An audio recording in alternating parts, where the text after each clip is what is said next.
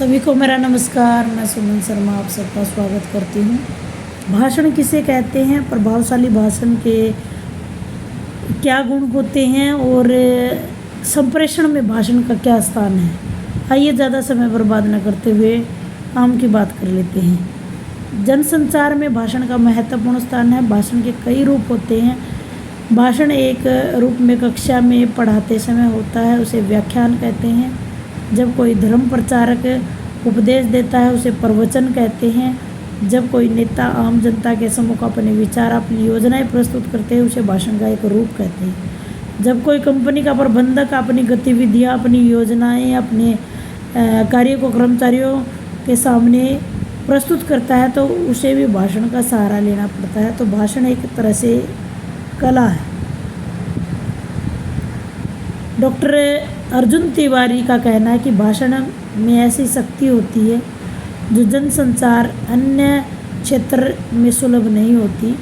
भाषण रूपी अस्त्र शस्त्र से महान क्रांतियों को जन्म हुआ है। भगवान कृष्ण ने गीता का जो उपदेश दिया था उसमें भाषण का सहारा लिया। बुद्ध, शंकराचार्य, विवेकानंद, दयानंद सरस्वती, गांधी जी ने भाषणों से ही भारत को उपकृत किया। ईसा मसीही, अरस्तु, मार्टिन लूथर किंग, लेनिन ने अपने भाषणों के माध्यम से ही मानवता की सेवा की।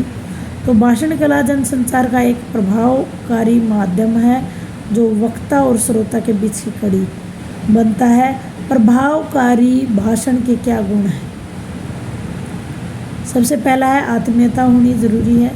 कोई भी जो श्रोता होता है, जैसा आपने श्रवण कौशल में सुना, कोई भी श्रोता जब भी ध्यान देगा जब उसमें आत्मीयता उसकी नज़र आएगी। क्रमबद्धता का होना ज़रूरी है। कोई भी बिखरा हुआ तर्क, तथ्य, प्रभाव, उदाहरण सभी में क्रमबद्धता हो, संक्षिप्तता हो, ज़्यादा लंबा ना हो, समसामयिकता और प्रासंगिक हो, आपके आज के समय के लिए उपयोगी हो। भाषा की तरफ बहुत ध्यान दिया जाए। आपको अपनी ऑडियंस, आपके श्रोतागण कैसे हैं उसके देख करके ही आपको भाषा का चयन करना चाहिए। भाषा की शब्दावली स्पष्ट हो जानी चाहिए। भाषण के प्रकार होते हैं। एक तो है तैयार किया हुआ भाषण और एक है आंसू भाषण। आंसू का मतलब अभी अभी किसी भी विषय को दे दिया जाए और बोला जाए। तैयार किया हुआ भाषण आप देख लीजिएगा, पहले से ही योजना बना करके। आंसू भाषण जो कि अभी जैसे सामूहिक परिचर्चा, सामूहिक कार्यक्रमों में कभी भी किसी को बोलने के लिए कह दिया जाए तो वो सामूहिक भाषण। अगले वीडियो में मिलते हैं सामूहिक कार्यक्रम या सामूहिक परिचर्चा को लेकर के। धन्यवाद।